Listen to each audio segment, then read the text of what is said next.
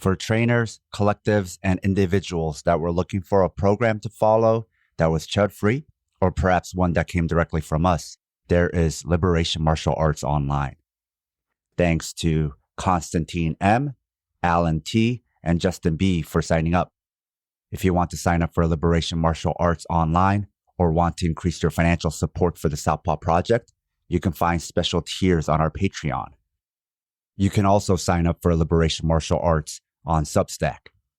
If you'd like to listen to all of our shows without any breaks or interruptions, you can also find uncut versions of our shows along with Fighters Brew and SDS9 on Patreon or Substack.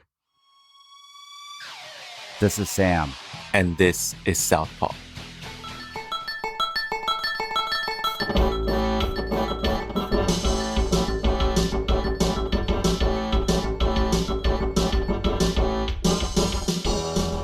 This episode was sponsored by SH, M. Shelton, Alejandro, Berkshire People's Gym, and New Guy.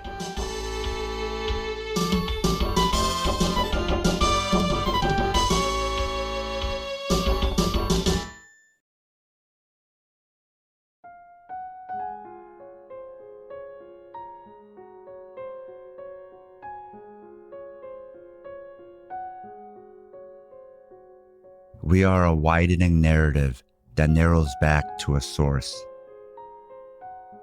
And through our interpretation of this lineage, we also create the poet. It is co-creation. God created us, and we created God. And when I say God, I am not using the specific personal God. I am using the universal ambiguous God. The God of philosophers and scientists, the beautiful truth, the underlying majesty that binds the infinite unknown. We fixate on images of a heavenly Father in the sky, or, alternatively, the Big Bang. Yet what was before? Some scientists believe, before the Big Bang that created our known universe, there were other Big Bangs. An infinite number of Big Bangs.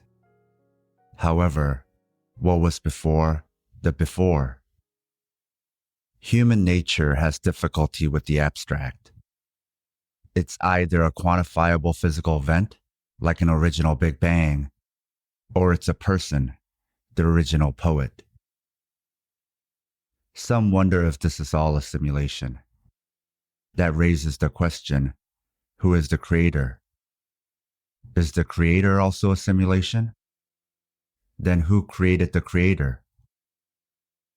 And what if there is no original architect? Only infinite regression. With our animal minds, we idolize originality. We worship the one initial source. But what if there is no initial? Would that hinder the grandeur?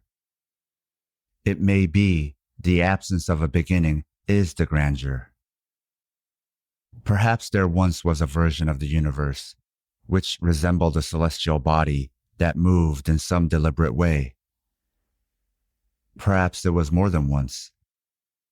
In an infinite amount of time and space, everything is possible. Yet who could make this conclusion? And does it matter? When there were things before, and there are things after. That is the nature of infinity. It does not have a first or a last. Our minds cannot fathom. What was before infinity? How did all that we know come to be? And that is the majesty of life. We could very well have not existed. There could have been nothing and stayed nothing. How did it come to be that something came from nothing? Though it does not seem possible for matter to just appear, we are proof that it did. Or perhaps matter was always there. We are then so fortunate to exist. What a beautiful existence. To be alive when the alternative was nothingness. Not even death, but a lack of existence. But here we are, light, love, and music. And what's more, life endures. It's a cycle, the infinite majestic. If we are from stardust, we are a small but important part of the cycle of rebirth, giving rise to wondrous things, forming new bodies that didn't have a chance to exist before.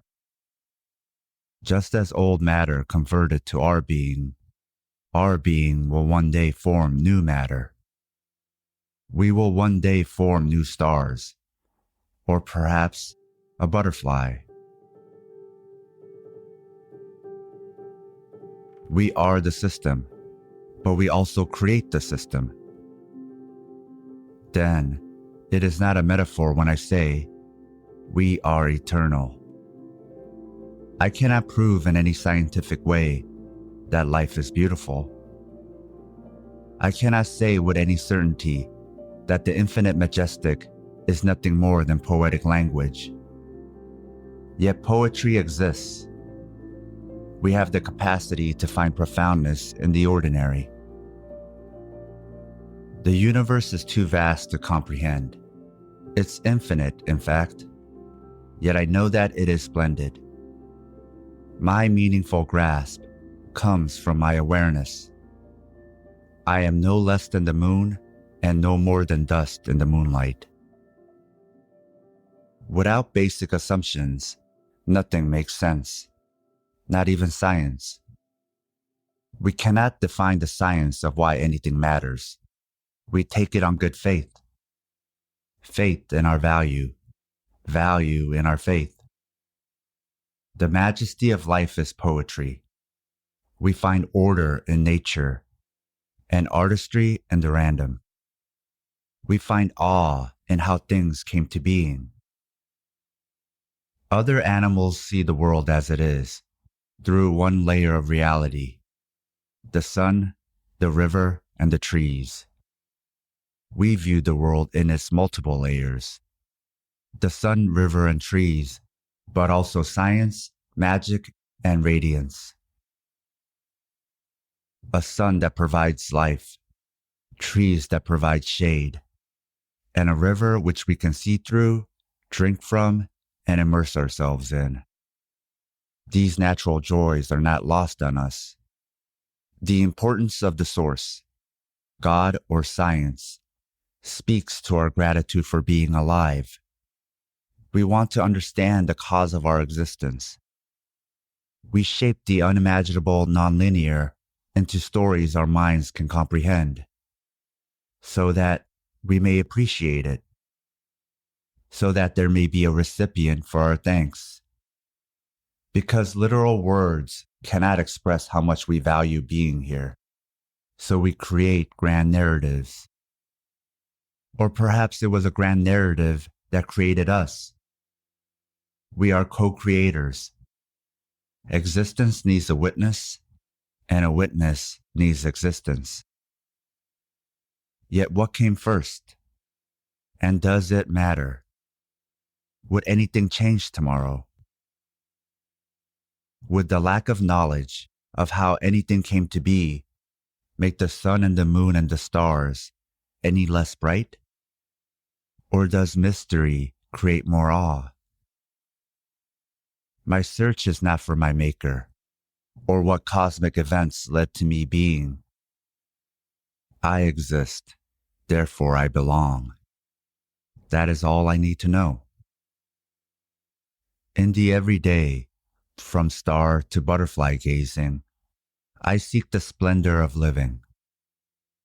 Not how we are here, not why we are here, or when this will end, but to enjoy being. I am inspired and thankful just to be here. Just to be.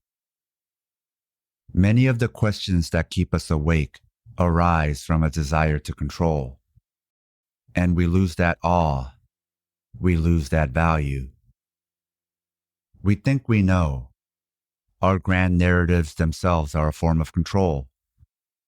Control over the narrative, a command over happenings. But if you take infinity and cut it in half, what do you get? Infinity. If you were to count only the even numbers within infinity, what would you get? Still infinity. Our obsessive human minds want to control. And for there to be control, there must be limits. The sizes of ideas must be reined in. It needs borders. But the absence of scale is what makes the infinite amazing. And once we give it borders, it is just big. No longer infinite. No longer awesome. We now live in an OCD world with endless control and limited wonder. Every question paired with its answer. Everyone knows and no one is inspired. But wonder begins with, I don't know. Even out of my hands, I have faith that the infinite unknown will remain unknowable, yet just as majestic. The mystery is the majesty. You are a child of the universe, and you exist to form the universe. Have faith in your existence. We're glad to have you.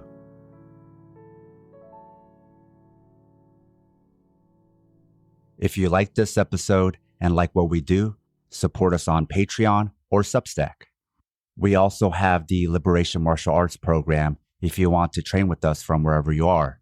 You'll find lots of techniques, exercises, theory, pedagogy, and even political theory. We also have Fighter's Brew, which is a manga-inspired martial arts audio series, as well as Fighter's Brew transcripts that include martial arts tutorials. You can find Liberation Martial Arts online along with Fighter's Brew on Patreon and Substack. You can find Southpaw merch at our store. You can find all pertinent links on the show notes. With all that said, thanks for listening.